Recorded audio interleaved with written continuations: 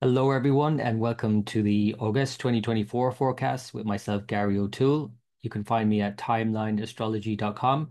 So let's get into the overall gist of August 2024, and then we'll look at more specifically each major transit. I'm not going to go into every nuance here, and I'm not going to go into each sign. That's a separate recording for patrons of Timeline Astrology. I'll give you more information later about how to join up for just $5 a month. You get a forecast for your sign, whether it's your rising, moon, or sun sign, or whatever sign.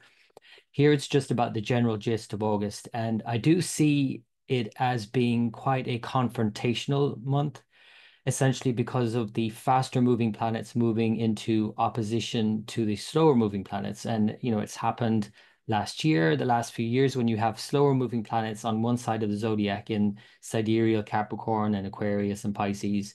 And now they're all retrograde, by the way. Then you put all the other faster moving planets, you put Mars in between them in a sense, but Venus and Mercury the fastest on the other side with the sun, then you're having this kind of oppositional force. And that can be a good thing or a bad thing, depending. Everything is good for something, but it might be good for, dealing with things. It might be good for getting a balance right between different things, like they say, the work-life balance. But it also might show, again, just confrontation. And especially because by the end of the month, Venus slips into Virgo. And I'm, again, using the sidereal zodiac here. Venus moving into Virgo, conjoining the south node of the moon, Ketu, while Mars slips into Gemini and then square aspects Venus. That's potentially troublesome in terms of world peace, essentially. And we have to be mindful of for, our own lives in terms of having a fallout, the mood dropping considerably, as well as perhaps even the economy going into a bit of a dive. We have to be mindful of that every time Venus joins the south node of the moon, but especially as it does it in Virgo, its sign of debilitation. So that's the kind of general gist of August. Let's go into each transit. I've written here, it's marked by significant retrogrades and oppositions. And of course, the significant retrogrades are Saturn opposite Mercury, both retrograde. And that's going to be probably feeling a bit frustrating when you add in Mars's square. Mars is squaring, aspecting, therefore, Mercury, more especially as per Vedic astrology, but it's also squaring Saturn. Jupiter in the month of August is squaring Saturn by exact degree. So these squares and oppositions feel tense, essentially. And when you throw in some retrogrades, it just makes it more tense. And especially, like I said, the Mars aspecting Mercury. So it feels like we want to push forward because Mars is pushing forward and it is, with Jupiter. So it feels more buoyant in a sense, and we feel more optimistic and charged. But at the same time, because it's aspecting a Mercury retrograde, which is opposite Saturn, it just feels like, yeah, as charged as you might be, it's not moving forward in terms of this sort of more immediate time frame. I guess the best way to handle this is to just think about the long term and to be patient with this more immediate delay, essentially. And Mercury retrogrades, tend to just show very annoying sort of issues, tech issues, communication issues, all of that, travel plans, all of these things. But, when you add that to other bigger issues, it's like when you miss your flight or you can't fly and there's a bigger thing that's going on in your life, that becomes more troublesome than just a missed flight, right? So Mercury has already passed over the juncture between Cancer and Leo, and that created that massive issue there with the IT and everything shutting down in terms of flights and even hospitals and all sorts as it transited over that Gandanta, as it's called, that juncture between Cancer and Leo. It's going to go back over that juncture in August and again in September. So I'm going to point out those dates, and those are the particular times to be careful in terms of travel plans and all of that. If you are traveling in August or September, just be mindful. Um, Financial issues, as I mentioned, as well as relationship matters. Our relationships are going to be impacted by these transits, of course. When Mercury's retrograde, our communications kind of can be misinterpreted at least, or can completely fall apart when Mars is aspecting and you just have an argument, essentially. But then when you throw in a Venus in Virgo, it just feels like there's a lot of sort of nitpicking and getting very critical, both self-critical and critical of others. and not feeling appreciative or not feeling appreciated. And it just can lead to a bit of a messy sort of situation in August in terms of our relationship. So just to be mindful of that. So Venus in Leo, though, before any of that, because it doesn't move into Virgo until the 24th of August. For the first 3 weeks or so of August, it's in Leo. And although it's aspected by Mars and Saturn, it's opposite Saturn, which is retrograde. It's aspected by Mars, which is fired up in Venus's sign Taurus with Jupiter and Uranus. So there's definitely a sort of passionate August ahead, I would say, before that downturn by the end of the month into September. Now, that could mean that we overdo it, we overindulge, and that we have to pay the price later, whether that's sexually, whether that's through our diet, whether that's through financially, whatever it might be, Venus-related issues are probably going to be overdone in August, and then we have to pay the price. So think about that in terms of your bank balance, in terms of your energy expenditure, in terms of your relationships, and so on. So it is definitely a time of restraint, even though Venus in Leo is generally more passionate, especially aspected by Mars in Taurus, conjoined Jupiter. But again, because of the upcoming situation and because of Saturn opposite, it's almost like Saturn is keeping an eye on things and saying, okay, slow down here, maybe don't overdo it. So that is Venus in Leo. And the next one then is Mercury retrograde by August 5th until August 28th. And as this is happening while Venus is slipping into Virgo, Mercury sign, it's a bit of an issue because Mercury is nowhere near Venus at that point because Mercury is going to go back signs, actually, not forward into Virgo. It's going back from Leo to Cancer as Venus slips into Virgo. So Venus is not in any way helped out by Mercury, essentially, is what I'm saying. Mercury tends to help out Venus and Virgo and props it up. So it's like if communications are good, then our relationships can be dealt with. We can deal with our problems and talk it out.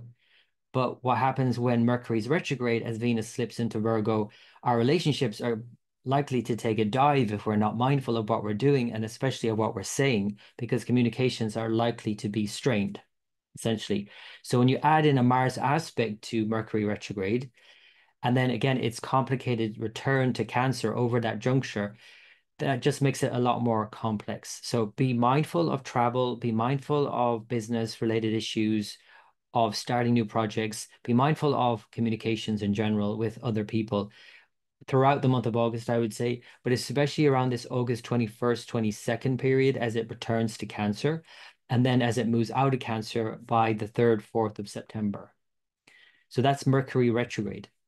The Sun, as it does every year, moves into Sidereal Leo from mid-August to mid-September, and then meets with Mercury therein, and that's the kind of quote unquote new Mercury. As Mercury goes backwards, the Sun moves in. And so a few days after Sun moves into Leo, then we have this period perhaps of an insight in terms of the mercurial things, whatever it relates to us individually, but certainly Mercury retrograde in Leo with the Sun in Leo highlights leadership throughout the world. And we're likely to be very reflective on this area of life. We're likely to be very focused on it as well. Mercury retrograde tends to intensify our focus. So everybody's going to be talking about and reviewing, good leadership. What is good leadership? You don't need to point out, where that is going to be more relevant. But it definitely can bring clarity when Sun and Mercury come together and in our own self-determination with Sun and Leo. However, it's again opposite Saturn in Aquarius. And though Saturn and the Sun now are both equally as strong in a sense, because Saturn is in Aquarius, its own sign, Sun is in Leo, its own sign. They're very strong, but they're also pitted against each other and they're said to already be better enemies anyway.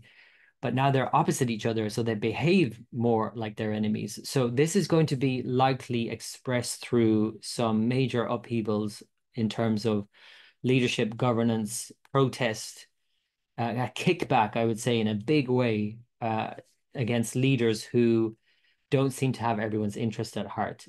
Aquarius is very much about everybody, and Leo and the Sun in Leo especially is a bit more about the self. So self-interest, self-determination, all of that might be good individually. So we're all feeling kind of fired up in terms of our own sense of self. But if it's not in any way or shape or form connecting with other people and what everybody else needs, it's not going to be an easy ride. It's going to be more challenging. You are going to be more challenged if you just think you can push your own agenda through and it's all about you. Because Saturn in Aquarius is going to push back strongly against that, and it's going to show that you have to think about other people.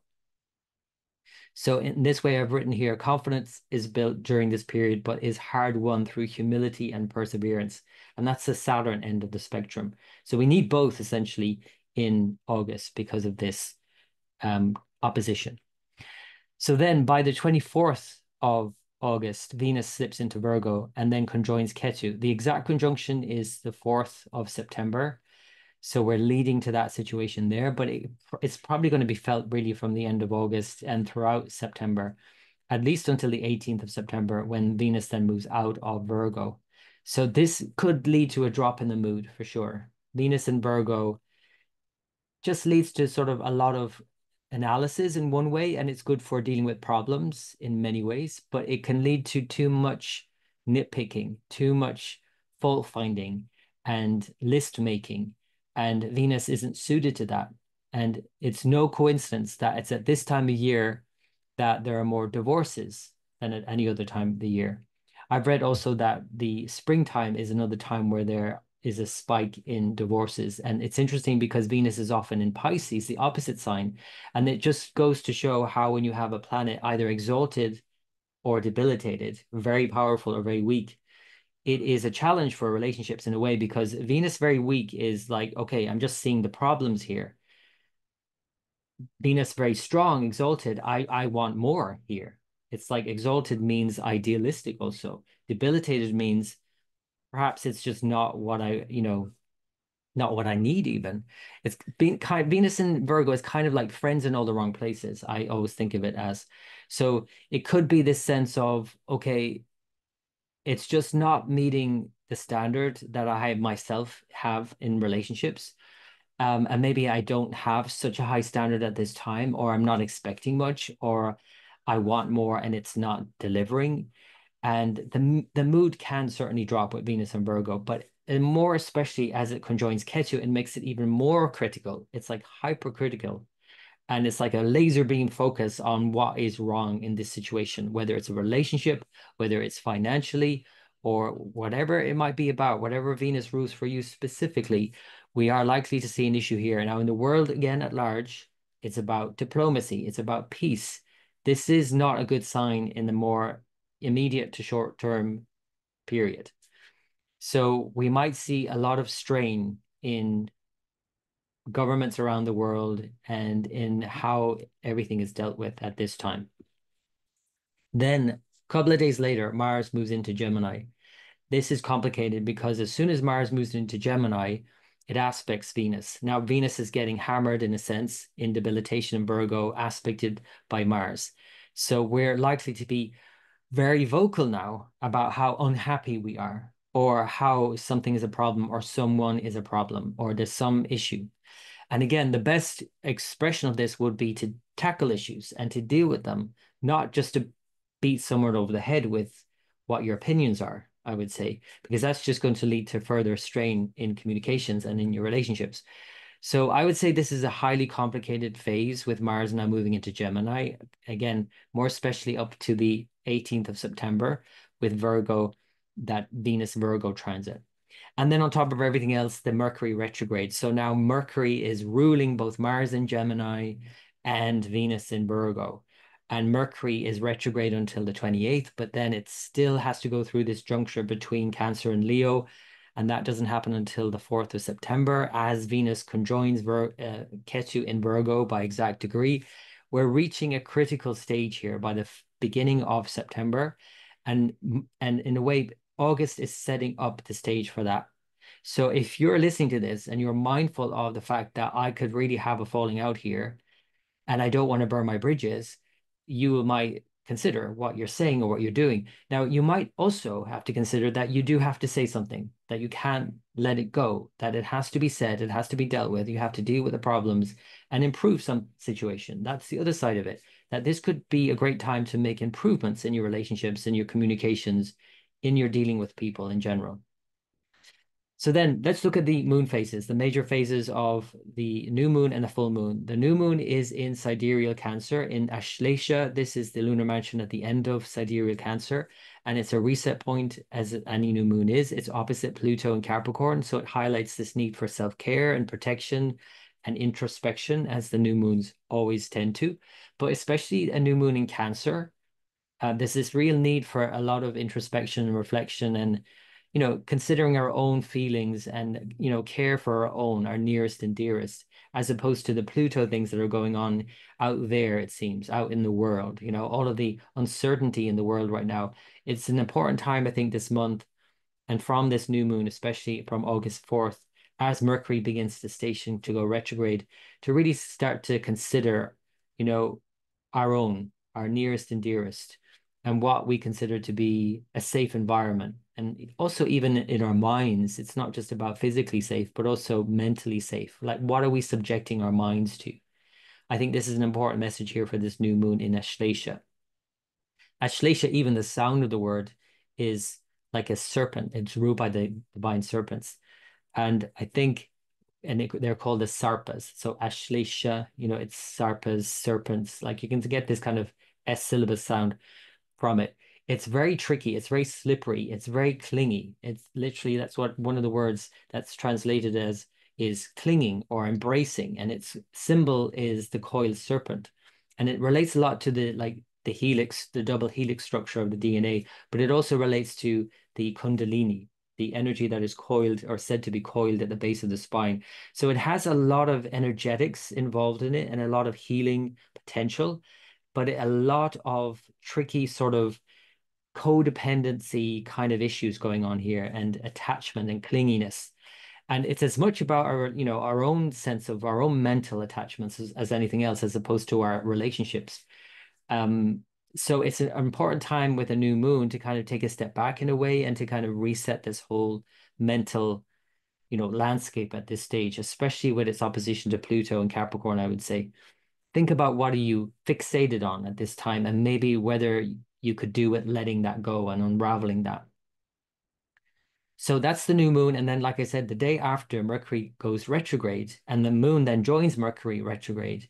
And so it's a real good time to kind of really go within and to start to unravel some things here that are not helpful, I would say, for you personally or for any of your relationships. And sometimes some relationships aren't helpful either, and then you might have to consider maybe undoing those bonds in more extreme instances, perhaps. So that's the new moon in Ashlesha on August 4th. A couple of weeks later, then we have the full moon in Sidereal Aquarius in Dhanishta. Dhanishta is opposite where we have the sun in Leo at this point. And I think it's going to be an important juncture here, a time of resolution, with the moon here conjoined Saturn in Sidereal Aquarius. Dhanishta is very much about making a statement, like having a very sort of firm declaration in a way. And when you think about all the symbolism of it, it's all about one of the symbols is a drum and a flute. So it's very much about marking an occasion, or it's kind of like very ceremonial as well in a way.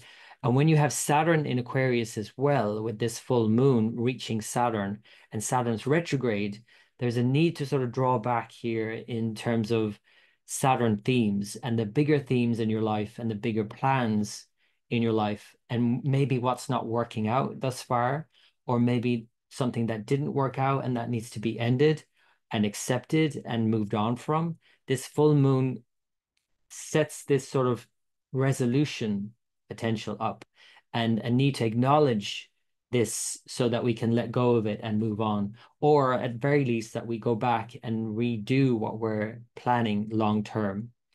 Because the thing about Dhanishta and all of the lunar mansions in Aquarius is that when we sort of make a declaration and we get all the elements together that we need to see this thing through, and we start to really get fixated on that then, and we get really fixated on how we think things should progress in Aquarius.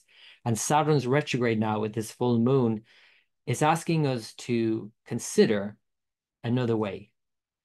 Either consider a different way of getting to where we want to go, or even consider a completely different destination. This is, I think, going to be a big theme for this full moon. And so it might be a big theme of endings because of its conjunction with Saturn. Something to think about for the full moon on the 19th of August. So that is it for August. Upcoming in September, October, and into the end of the year. I'm just mentioning a couple of transits here that I'll mention in more depth later on. Uranus is about to go retrograde from September 1st. So we are going to uh, perhaps sense that. I think if you're highly attuned to Uranus, you might sense that. But most people don't in any way, shape, or form sense the outer planets, Uranus, Neptune, Pluto. So it's just good to be mindful of it then and to put it in your calendar. Okay, from September 1st this year until January 30th next year, Uranus is retrograde, and it's going to retrograde back into Aries in December, and it'll stay in Aries until next March. And so that's important because we have to revisit the changes that have already been made in Aries, whatever Aries is. And that likely means over the winter months, together with Mars's retrograde, some issues here around the wars. And I think in terms of the wars, we're going to see some major developments and major developments elsewhere, perhaps even. The other thing personally for us in terms of Uranus retrograde is that we have to use the time to adjust internally to the external changes that have happened in our life. That's what Uranus retrograde is good for in simple terms. So whatever that might be about specifically, generally it's about Taurus and Aries because it's going back into Aries themes. So Taurus is very much about resource and it's all about family relationships and all kinds of relationships and things that sustain us, our values, reconsidering our approach. Then it goes back into Aries in December to March. And especially from December and January, as it's retrograde in Aries, we're considering or reconsidering our approach to how we take action. You know, apart from the wars in the world, as Uranus has lit a fuse there and has lit more than a fuse, it's blown things up in the world in a big way since it moved into Aries in 2016. But now that it's going to finally finish in Aries, at least by next March 2025, it has one last visit and one last complicated, explosive situation to go on here in the next few months. It's again because Mars is going to be retrograde at the same time as Uranus is in Aries. So it's a highly complicated winter coming up in terms of Mars-related issues. So being really mindful of that in terms of our own life, but of course in the world on the global stage in terms of wars. The other thing to mention then is that Saturn is in Aquarius, as I mentioned, but it would actually return to a previous lunar mansion that it has already left. So it's going to go back into this mansion called Shatabishaj. Shatabishaj is the 100 demons or the 100 healers, depending on how you translate it. It's very much about inclusivity. It's about throwing everything into the pot and it's all mixed in together. And it creates a lot of paradoxical, contrary sort of indications. It's like one of the symbols is an empty circle. And it creates all of these kind of possibilities, but a lot of complexity and a lot of dichotomies. And we get really confused when, you know, everything is thrown into the mix. So with Saturn here returning into this lunar mansion from October 3rd to December 27th, it's going to be all the more complicated by the fact that Rahu, the North Node, is in Uttara Bhadrapada, the latter auspicious steps in Pisces, which is associated with Rahu. So Saturn's in Shatabishaj, associated with Rahu, and Rahu's in Uttara Bhadrapada, which is associated with Saturn. So they're like swapping lunar mansions in a sense. So it creates a lot of complex border boundary issues, essentially, personally, globally, every which way.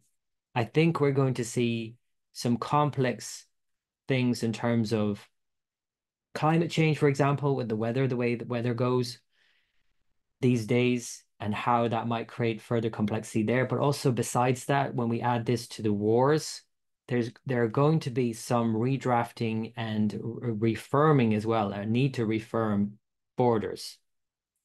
And when we consider what's going on, you know, all around the world, essentially at this point, we can consider that this is going to be a significant shift for Saturn back into this lunar mansion. So I'll talk more about that in coming episodes anyway, but just want to remind you that if you want to find out more about myself, you can get me at timelineastrology.com. If you'd like to become a patron, you can find the links there, or you can go to patreon.com/timelineastrology.